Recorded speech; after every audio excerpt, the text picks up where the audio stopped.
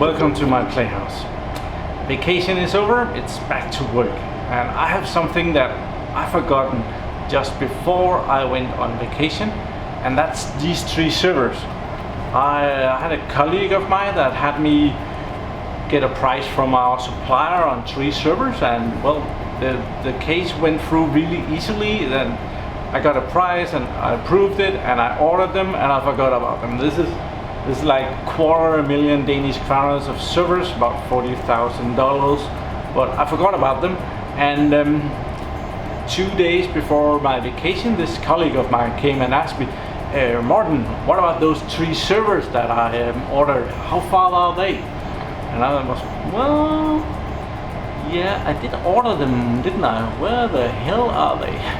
And well, they have been sitting here for quite some time, 2 months, almost 2 months since I actually got the servers at this location.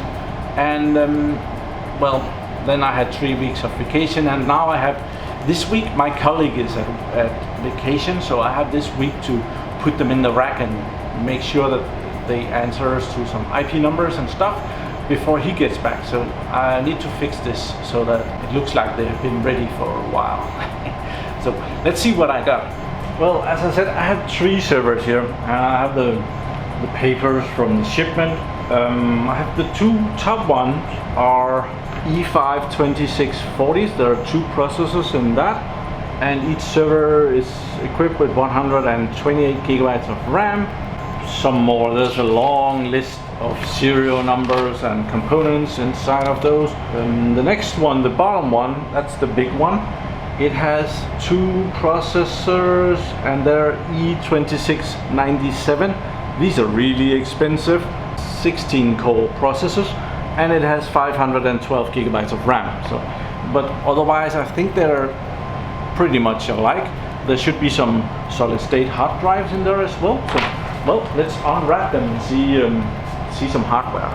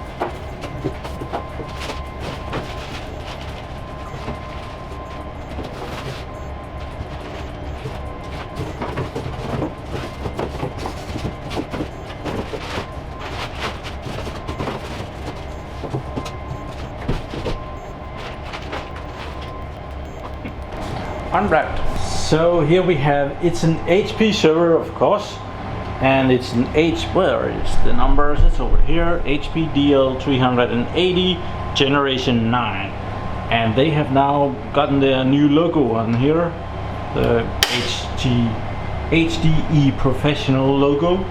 After, it's up here too. Hewlett Packard Enterprise is what it stands for. I must admit, I think they look pretty boring. Not much to it.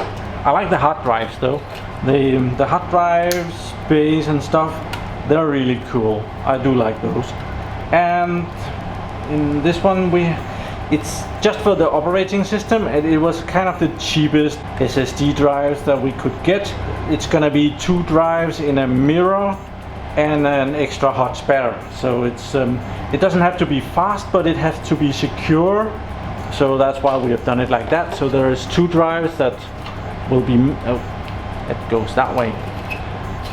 2 drives that will be mirrored, and 1 drive to take over if one of the 2 other drives will fail.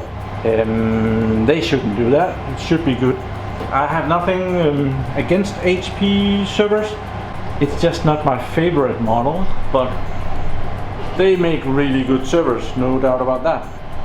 So let's just go inside. I have put on the anti-static thingy here. I haven't connected to the server, so the server itself is not grounded, but I am at least grounded with the server, so we should not be able to build up any static electricity between us. So let's open up, see what's inside. Oh, this is... We have a lot of fiber in this one. Yeah, and inside the lid here, there is a lot of good stuff about the server. Be sure to check that out. The server does come in some other more interesting configurations, like this one where there's a lot of drives in it, and you can also put a lot of 2.5 inches drives all the way down here. So that's more interesting than the one I got here. On the back, we have a lot of connections for fiber optics, SAN connections, 8 gigabit connections, and we actually need to put those in. They come in this package here, these FSPs, small boxes like this, original HP FSP 8 gigabits. So we'll have to unwrap those and put those in.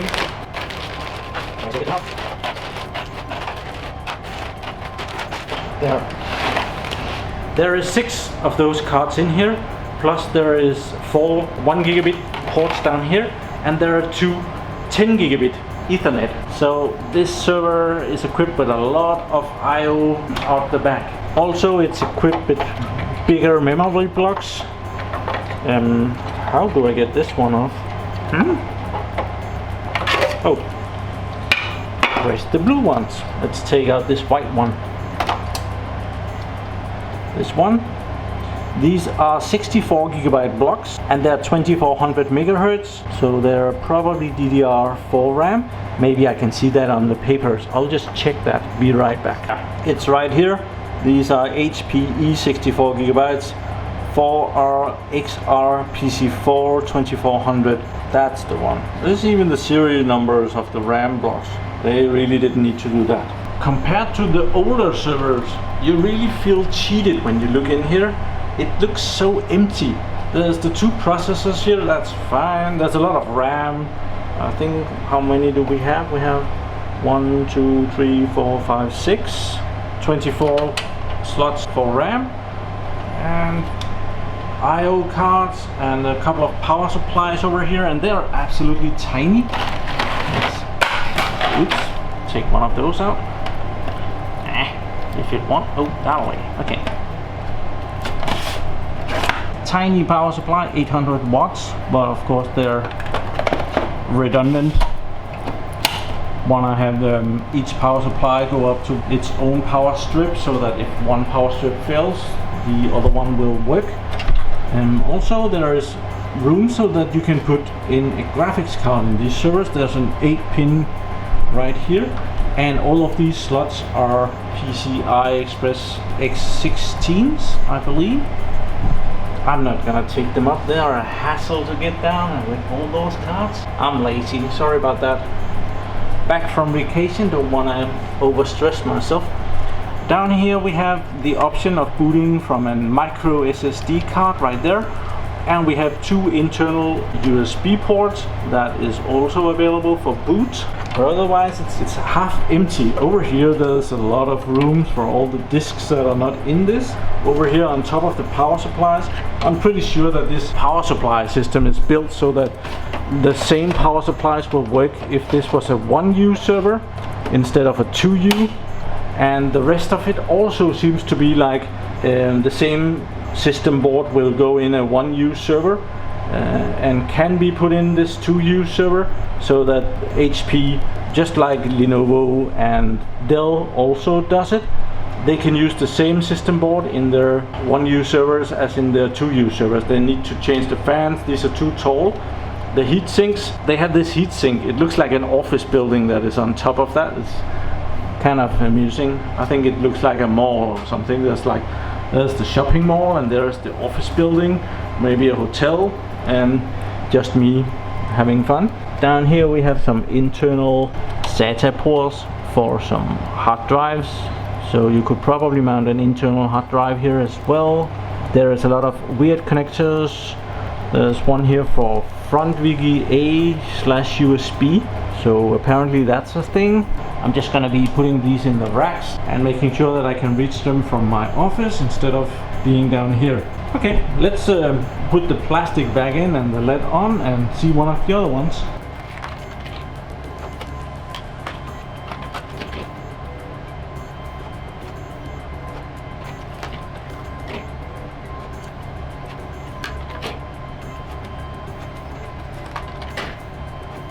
So here is the next server. It's the same model. It's also a HP Enterprise. They still call these ProLiant, and that's the old Compaq name that Compaq was calling their servers before Hewlett Packard and Compaq merged back in before 2000, I guess, or just after 2000. I forget. It's also a DL380, and this one does not have any hard drives. It's gonna be a VMware host, I think, to do a specific task. I forget what these servers were meant to do. I will find that out when I have to reserve some IP numbers for them, but until then they're just a piece of server. So let's see if it's like the other one. Should be. Here we are, except they don't have as many fiber optic ports. This one has just two, with just one port on each of them. The other one had two ports on each of the PCI Express cards. Also down here the RAM is different. There's not as much of it. These are 32 gigabyte blocks, as we will see in just a little bit. Yeah. 32 gigabytes of memory. And these are two RX4 PC4 2400T. So these are a little bit better RAM because they don't have to be as big, and the heat sinks are different also. I can see that, which is odd because these look more powerful than on the other one. These looks more efficient. They're taller. That's kind of cool, but otherwise it's the same thing. But down here we have an HP micro SD card right down there. That's what the server is gonna be booting on. Right there. Can I take that out? I can. It doesn't come out that easily. I'll leave it in. It's just an SD card. Micro SD card. It's really odd to me that they have chosen a micro SD card. There's such a lot of room in this server, they could have put in a normal SD card. There is also the two USB connections. Not as many ports on this one. There is just the two 8 gigabit fiber optic SAN connections right there. There is two 10 gigabit Ethernet port right here, and there is four 1 gigabit Ethernet ports right there, and there is the ILO adapter, two power supplies. These are only 500 watts it seems, but otherwise exactly the same size. Also meant for one use server, I guess. So 800 watts, 500 watts. Wonder if it says anything about platinum and gold and all that good stuff. Yeah, it says right there, it says 80 plus platinum. Let's see what this one says. Okay, the two power supplies are of same quality. It has to do with how efficient they are. I don't have that information right here, so I can't brag about it, but it means that if you put in 100 watts in a server like that, if it's 93% efficient, you get like 93 watts that will be available for the server. The last 7 watt will go up in heat inside the power supply. So instead of burning off the power in the power supply, you want to burn off the power in the server, and that's why it's important to get a very high efficient power supply. And the 80 number is definitely not the efficiency, but the efficiency also alters. If you're only using 100 watts in this server and you have this 1000 watts available, well, you will be using like 10% of the server, so That's different from if you're running this server very high and maybe using 500 watts.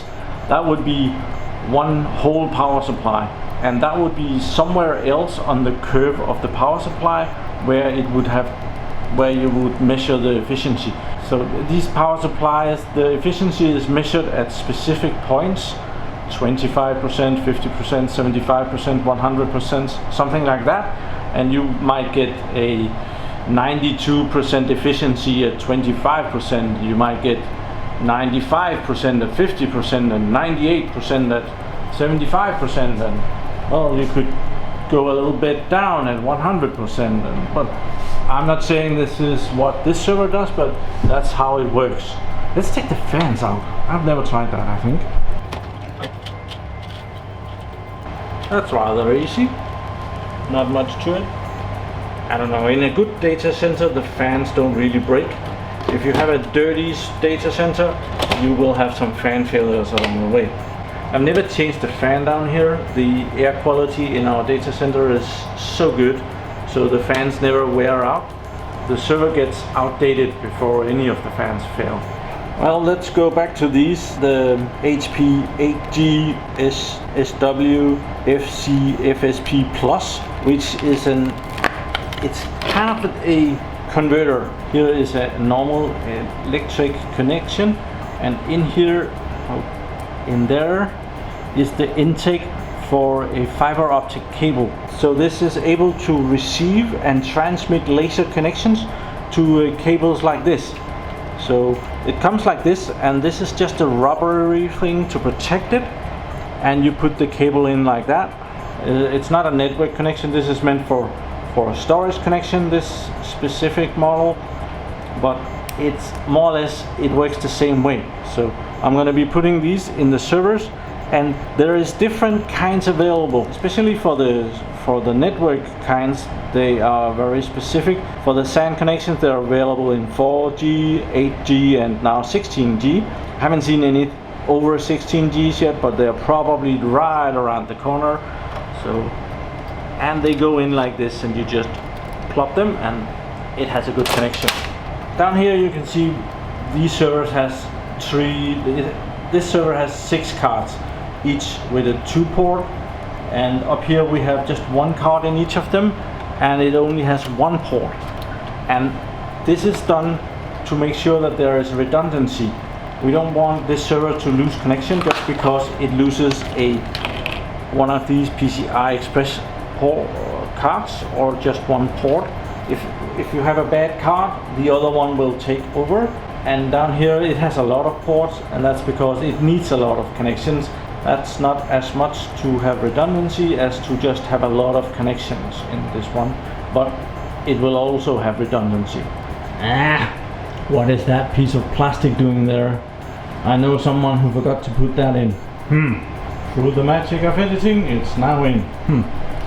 Then we have the network connections, the 10G Ethernet connections over here, and we have some other FSP that goes in the network connections. We didn't get this with the server, but we have found, I think we have somewhere where we get these to a fair price, so I'm going to be putting some of these in. And these are some that you can get in different qualities and for different purposes. There is some that will work for 30 meters, and there is some that will work for 30 kilometers or miles and 200 kilometers, and the prices are very different. But this one, these just need to go to a top of rack switch, so it's a couple of meters or something like that, and for that these are perfectly fine. So I'm going to be putting some of these in. I have no idea what quality these are, but they are usually okay. That's the one we use in here. If they don't perform, we exchange them for another one. They go bad from time to time, so we'll put a couple of those in.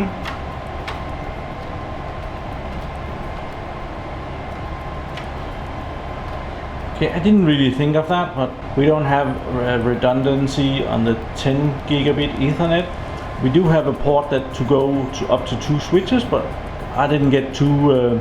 Should have gotten this one and one up here to have redundancy over 2 cards. But I hope no one is going to kill me for that. Down here it's not possible because there are so many of these cards, the SAN HPA connectors in here, so there it was not possible to have redundancy on the 10G. I guess we could maybe have a 1 gigabit Ethernet redundancy thing. It's better to have one of these failover than have the server lose connection to the server just because this card goes bad. But, well, that's a minor thing. Well, I've already been yapping along too long in this video, so I'll end the video here and give you a teaser that in the next video from down here I'm gonna be mounting these servers. So thank you very much for watching my videos. Do subscribe to my channel so that you can see me again, and have a really nice day. Bye bye.